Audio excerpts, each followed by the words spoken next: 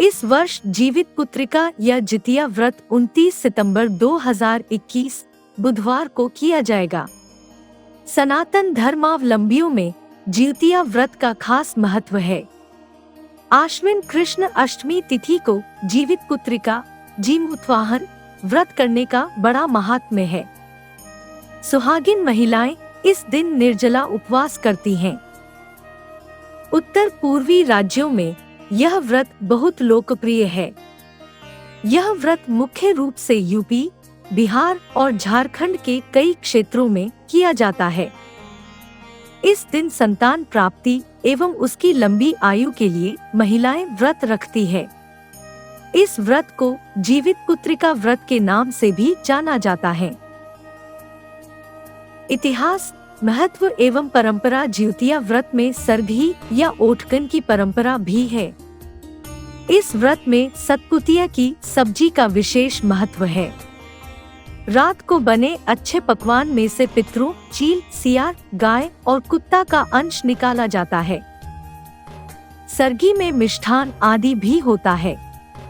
जीवितपुत्रिका व्रत इस वर्ष 27 से 29 सितंबर तक मनाया जाएगा और यह व्रत 28 सितंबर 2021 को शुरू होगा। इस बार जीवितपुत्रिका व्रत की समयावधि को लेकर हिंदू पंचांग के अंतर आने के कारण यह व्रत 2 दिनों का है। 27 सितंबर को नहाय खाए और ओठगन का समय प्रातः 4 बजे तक रहा और उसके बाद 28 सितंबर को निर्जला व्रत शुरू होगा और 29 सितंबर को शाम तक जारी रहेगा। महाभारत के युद्ध में पिता की मौत के बाद अश्वत्थामा बहुत नाराज था। सीने में बदले की भावना लिए वह पांडवों के शिविर में घुस गया। शिविर के अंदर 5 लोग सो रहे थे। अश्वत्थामा ने उन्हें पांडव समझकर मार डाला। कहा जाता है कि सभी द्रौपदी की 5 संतानें थीं। अर्जुन ने अश्वत्थामा को बंदी बनाकर उसकी दिव्य मणि छीन ली। क्रोध में आकर अश्वत्थामा ने अभिमन्यु की पत्नी के गर्भ में पल रहे बच्चे को मार डाला। ऐसे में भगवान कृष्ण ने अपने सभी पुण्यों का फल उत्तरा की अजन्मी संतान को देकर उसके गर्भ में पल रहे बच्चे को जीवित कर दिया।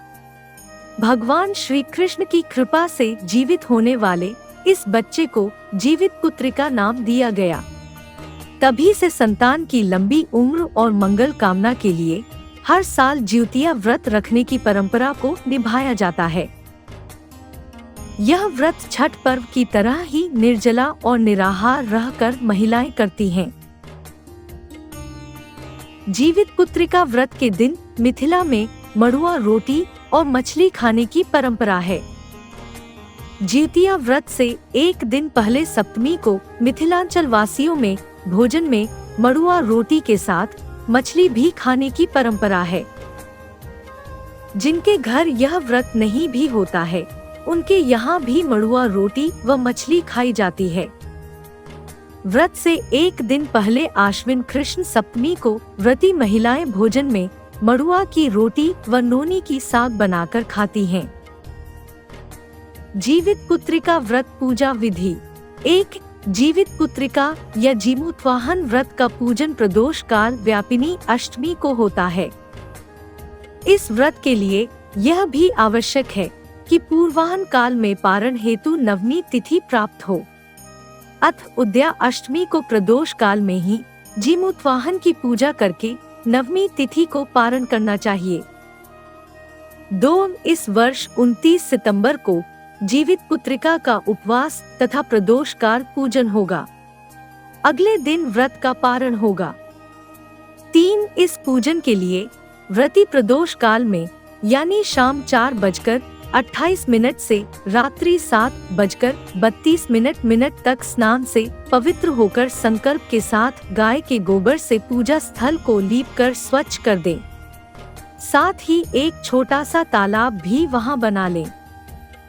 4. तालाब के निकट एक पाकड़ की डाल लाकर खड़ा कर दें। 5. शालिवाहन राजा के पुत्र धर्मात्मा जीमूतवाहन की कुश निर्मित मूर्ति जल या मिट्टी के पात्र में स्थापित कर दें।